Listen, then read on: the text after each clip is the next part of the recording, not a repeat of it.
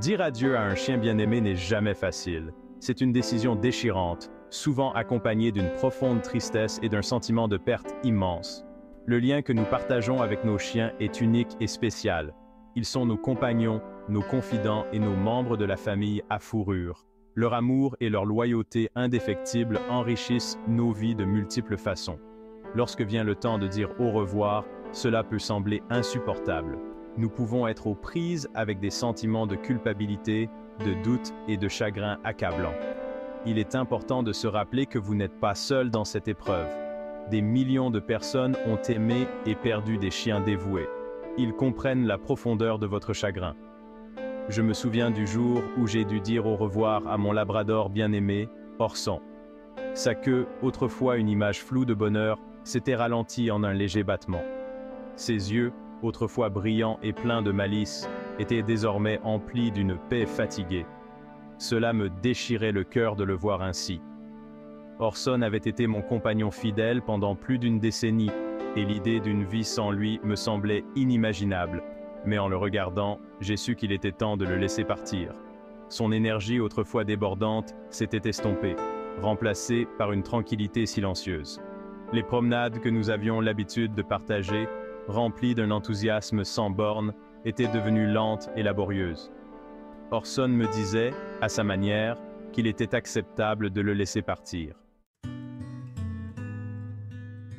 Comment savoir quand il est temps? C'est une question qui pèse lourd sur chaque propriétaire d'animal confronté à cette décision difficile. Il y a souvent des signes clairs, même si nous pouvons parfois hésiter à les voir. Nos chiens communiquent leur douleur et leur inconfort de manière subtile. Soyez attentifs aux changements dans leur comportement, leur appétit et leur mobilité. Votre chien a-t-il cessé d'apprécier les activités qu'il aimait autrefois? A-t-il perdu tout intérêt pour les promenades, les jeux et même ses friandises préférées? Cela peut être le signe que leur qualité de vie se dégrade. Les vétérinaires utilisent souvent une échelle de qualité de vie pour aider les propriétaires d'animaux à évaluer le bien-être de leur chien. Cette échelle prend en compte des facteurs tels que la mobilité, les niveaux de douleur, l'hygiène et la capacité à manger et à boire sans assistance. N'oubliez pas que nos chiens comptent sur nous pour prendre ces décisions difficiles à leur place. Ils ne peuvent pas nous dire quand ils souffrent, mais nous pouvons observer leur comportement et écouter leurs signes silencieux. Prendre la décision de dire au revoir, c'est choisir la compassion plutôt que notre propre désir de les garder avec nous. Il s'agit de faire passer leur bien-être avant notre propre douleur. C'est un acte d'amour ultime qui garantit que leurs derniers moments sont remplis de paix et de dignité. Pensez à la vie normale et heureuse de votre chien. Qu'est-ce qui lui apportait de la joie? Qu'est-ce qui le faisait remuer la queue? Lorsque ces choses ont disparu et que leurs journées sont plus remplies de douleur que de plaisir, il est temps de considérer leur qualité de vie avant tout. J'ai parlé à de nombreux propriétaires d'animaux au fil des ans qui ont été confrontés à cette décision. Ils ressentent souvent un immense sentiment de culpabilité, se demandant s'ils n'abandonnent pas trop tôt. Il est important de se rappeler que lâcher prise n'est pas un échec. C'est reconnaître que leur souffrance l'emporte sur leur bonheur. Choisir l'euthanasie est un dernier acte de bonté, un moyen de soulager leur douleur et de les laisser s'éteindre paisiblement. C'est un cadeau d'amour, qui garantit que leurs derniers moments sont remplis de douceur et de compassion. Il est crucial de parler à votre vétérinaire pendant cette période difficile.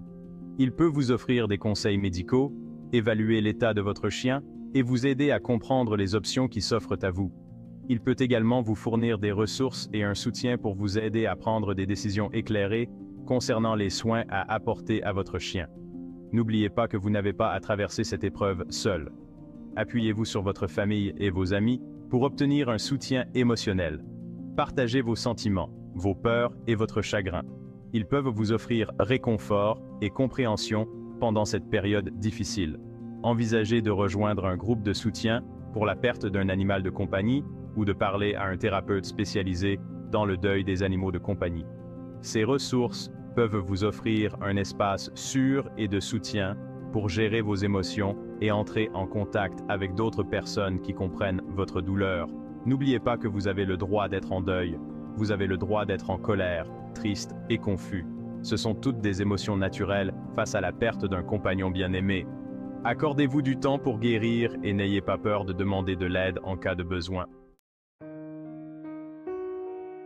En fin de compte, la décision de dire au revoir est profondément personnelle. Il n'y a pas de bonne ou de mauvaise réponse, pas de formule magique pour vous dire quand le moment est venu. Faites confiance à votre instinct. Vous connaissez votre chien mieux que quiconque.